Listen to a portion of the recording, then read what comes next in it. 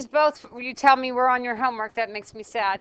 All right, so find the inclination. So you're going to find the slope of the line that goes through these 2 points. So you're going to do the difference of the y's over the difference of the x's. Does not matter what order you do it in, as long as you are consistent. And so I'm going to have 8 minus a negative 3 over 12 minus a negative 4. And this will be 11 over 16. Once I have the slope, I'm going to do the inverse tangent of 11 over 16. Remember, you have to give your answer in both radians and degrees. So you're going to take the time to write the radians. So 0.06023 if you write 4 decimals. And then as a degree, you get 35.5. Can't read that. 34.51 degrees. Yes? Technically, I should write radians. All right, the next one, find the angle between the 2 lines. So you have to find the slope of each of those lines.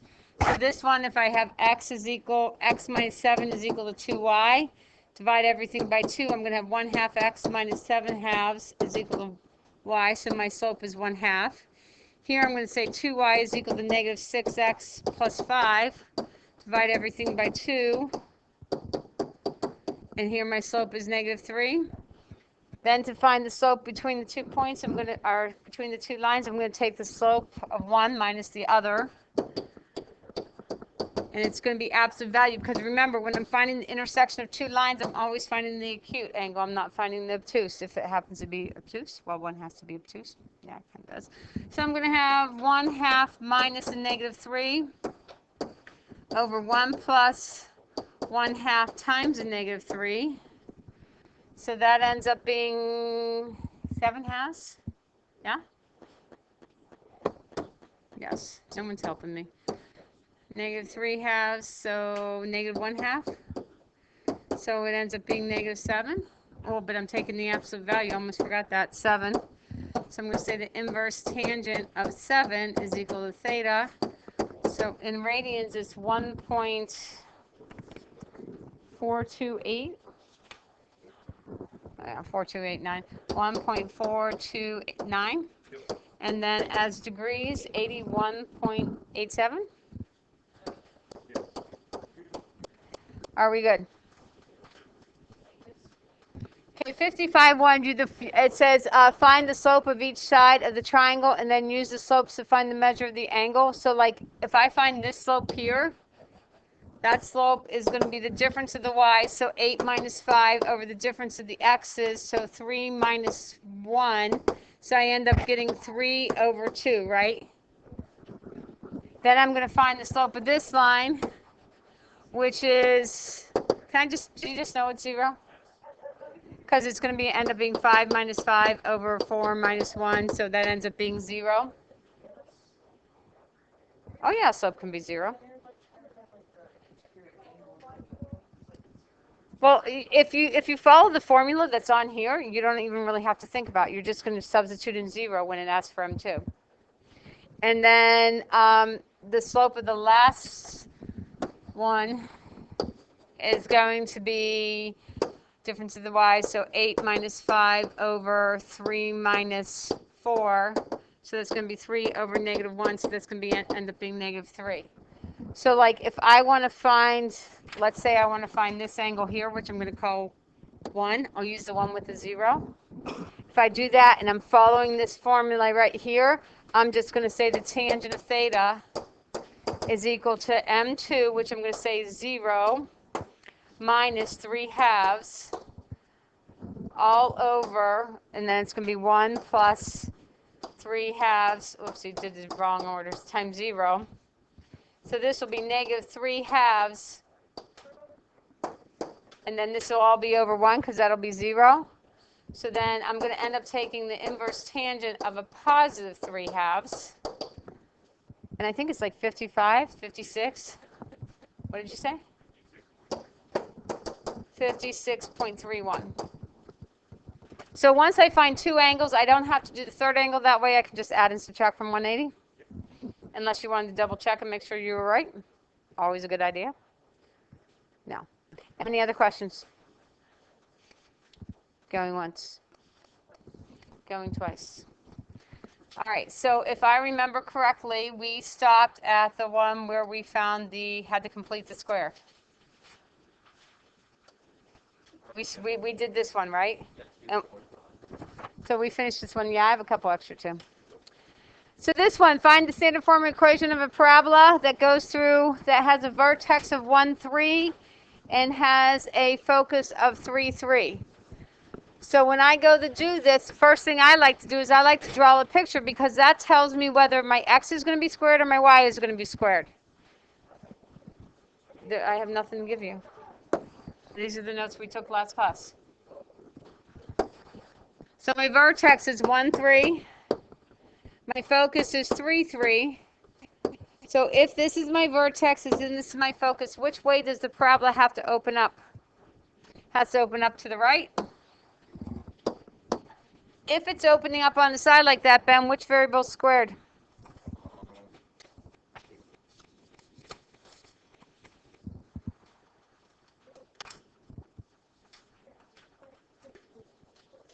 Do you have your sheet? Did you look at your sheet and see? So if you want to think of it this way, I have this axis of symmetry that's horizontal, right? So which variable has to be squared?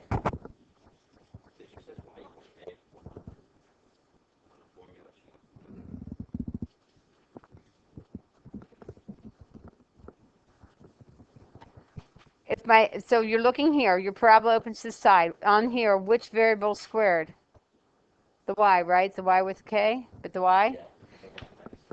Okay, so I'm going to start with writing that. So I'm going to write y minus k squared is equal to 4p x minus h. That's my basic equation. Then where do the h and the k come from? The vertex. So my vertex is the hk. In this case, my vertex is 1, 3. So I'm going to put the 1 and the 3 in where they belong. I'm going to leave a space for my p right now. In words, what is the p? It's the distance between the vertex and the focus. So if I sit there and count between this point here and this point here, what do I get? 2. So my p is going to be 2. Is it going to be positive 2 or a negative 2? Positive, because it's opening to the right. And so my final answer is going to be y minus 3 squared is equal to 8 times x minus 1. This is your standard equation of a parabola, so you're going to leave it like that, because if I leave it like that, somebody who looks at this instantly knows where the vertex is, and they know, like, basically from that p how wide or how narrow to sketch it. Yes? And they also can find the focus if they wanted to. Okay, next thing, we're going to do reflective property of a parabola. What this is saying is if I have a parabola and I draw a tangent line, what is a tangent line? Well, yes, very good. It is the instantaneous, well, the slope of the tangent line is the instantaneous rate of change at that point, but we're not there yet. The tangent line, if you sketch a tangent line, what does a tangent line do graphically? It touches one point. Remember, it touches one point and then it doesn't touch any other point. So if I were to do this parabola, my parabola would continue on like this, and my tangent line would go like this if I exaggerated what was going on. So it's going to touch one point. So what this property is saying is if I have a point, and you're going to pick a certain point on your parabola that is the tangent point. In other words, it's both on the parabola and the tangent line. It's the point on the tangent line where they intersect. At that point, if I draw a line between that point and that focus, whatever the distance of that line is, if I draw another line from that point, from the focus to the point where it intersects the line of symmetry, those two angles will be the same. I really don't care about the two angles. I do care that if these two angles are the same, I formed an isosceles triangle. If I to form an isosceles triangle, I know that these two sides would have to have the same length. Does that make sense? And again, this axis of symmetry cuts the parabola in half, so it makes the left side look like the right side. What's important about this is whatever coordinate I have for the the vertex and the focus, if my axis of symmetry is vertical, then the x-coordinates for those, all 3 points will be the same. Does that make sense? Because they're all on that line of symmetry. If I did it horizontally, then the y-coordinates would be the same. Yes? So we're going to do one. So it says find the equation of the tangent line to the parabola given by the equation x squared is equal to 2y at the point of 3 9/2. So this is, I'm using the same picture, but we're saying that this is the equation of x squared is equal to 2y. Looking at this, what is the vertex?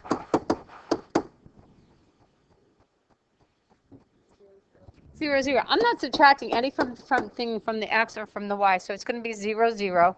So when I go to sketches, I am going to draw this as though the vertex is at the origin. And I'm going to write 0, 0.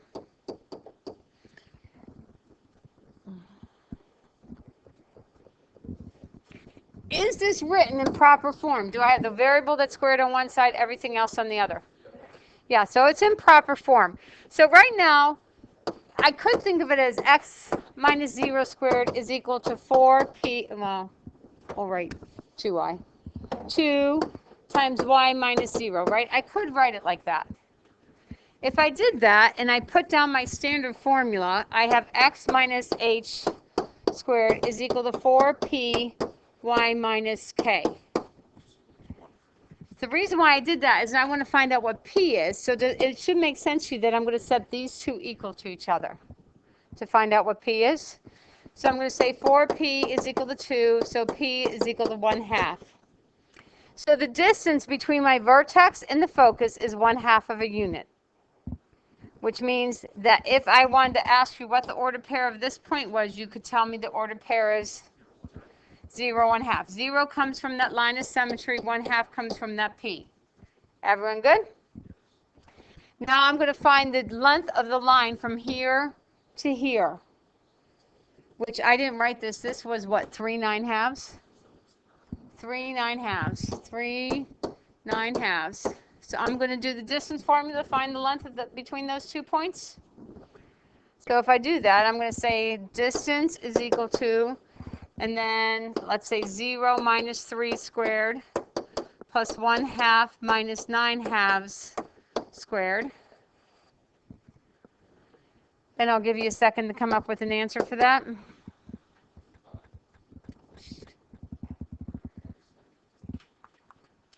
was trying to be nice.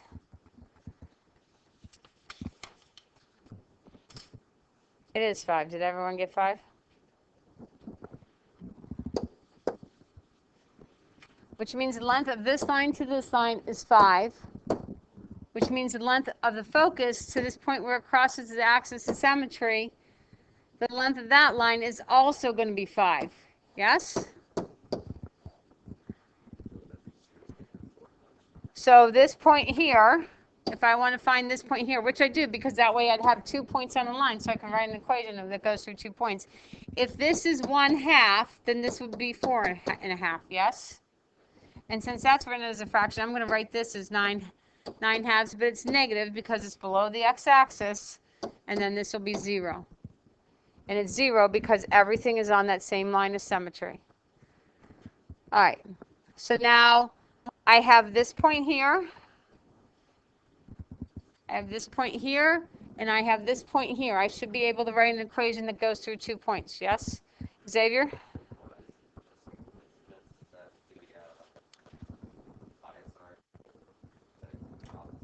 It's just coincidence because it's trying to make it so you don't have to deal with nasty fractions.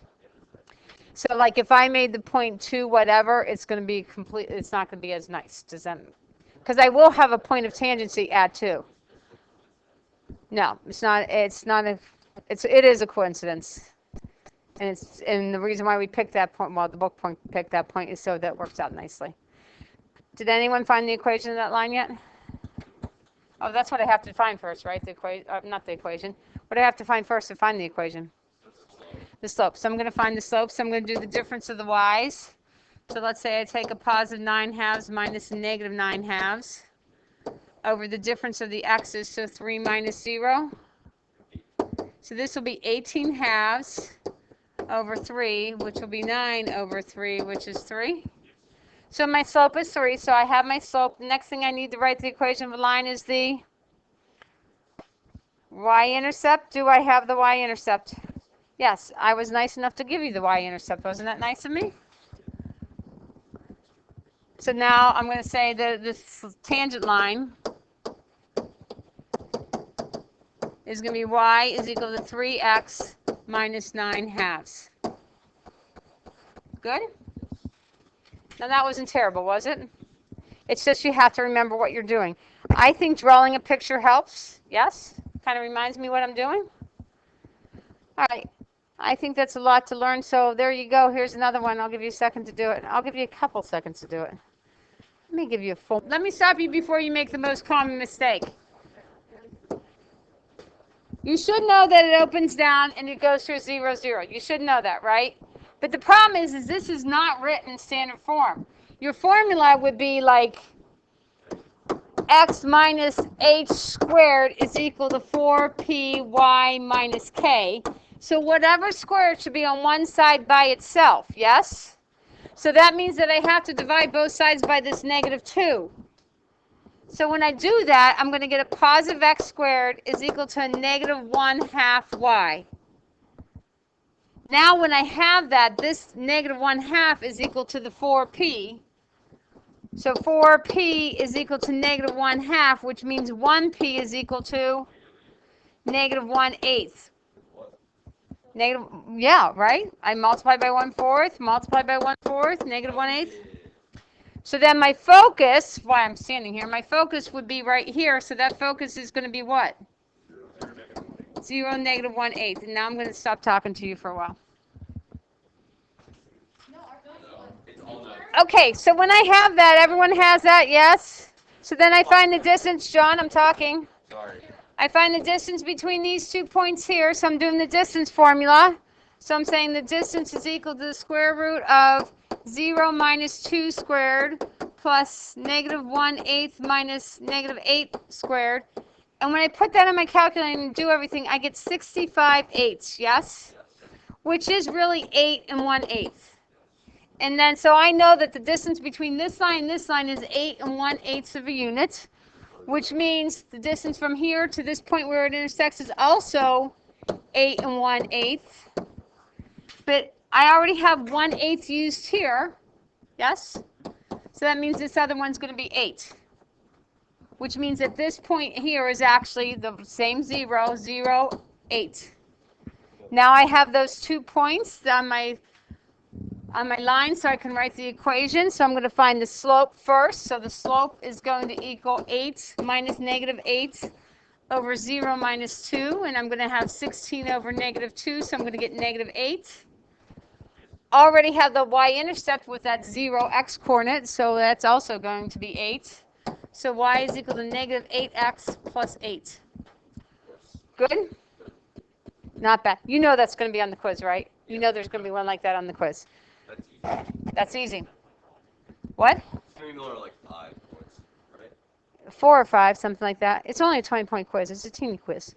All right, so here I'm going to give you a second for read this one. Oopsie, that should have been a 1/8. Oopsie. Okay, moving on to the next one.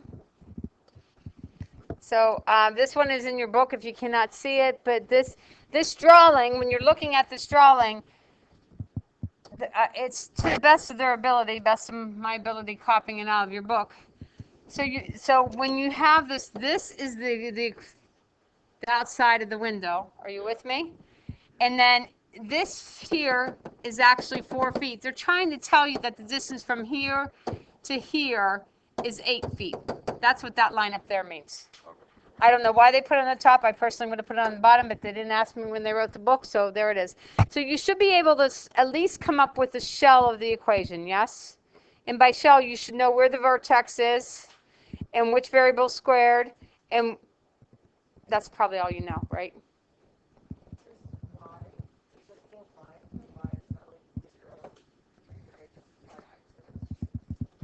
This is the y, yes. So like here, if I'm looking at this point right here, it looks like it's 0, 0. So if that point's 0, 0, what's this point here? Nope. 0, 4. So we all agree, I'm just going to start. We all agree that the vertex is 0, 4, yes? And I see that it's a parabola that opens down. So which variable has to be squared? X. So I'm going to start by doing that. X minus my h squared is equal to 4p y minus k, which k is 4. So this I can just write as x squared is equal to 4p y minus 4. Now at this point, I don't have my focus, so I have no way of finding my p. But do I have anything else that I could possibly substitute into this equation to find my p? 0, 0 is not a point on the graph. I have to use a point that I could use this point here, which is 0, 4. Or I could use this point here, which is negative 4.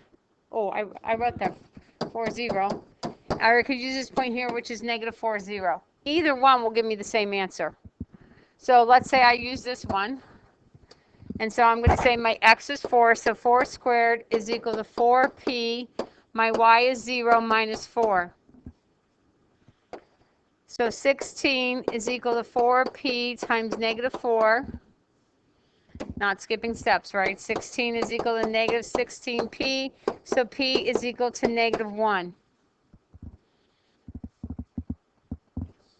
So if p is equal to negative 1, I can substitute that in here. Well, actually here. And I'm going to have x squared is equal to negative 4p is 1. I don't know why I wrote that. And then y minus 4. And I think it just wants the equation, so I'm done. I'm done.